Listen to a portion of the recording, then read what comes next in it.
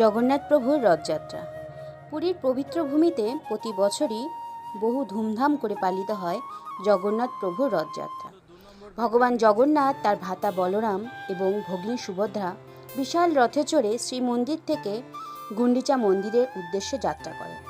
ভক্তরা জয় জগন্নাথ বলে উৎসবে লিপ্ত থাকে। হাজার হাজার ভক্ত রথের দড়ি টেনে প্রভুর আশীর্বাদ লাভ করেন। বিশ্বাস করা হয় এই পবিত্র রথ টানলে জীবনে সুখ, শান্তি, মঙ্গল আসে। রথযাত্রা শুধু একটি উৎসব নয়, এটি ভক্তি, ভালোবাসা এবং সকল মানুষের ঐক্যের প্রতীক। তাই সবাই একবার মন খুলে বলো জয় জগন্নাথ, জয় জগন্নাথ, জয় জগন্নাথ। জগন্নাথ দেবের এই রথযাত্রার উপলক্ষ করে আমরা সবাই অনেক আগ্রহে বসে থাকি। তাই ভগবান সবার মঙ্গল করুন।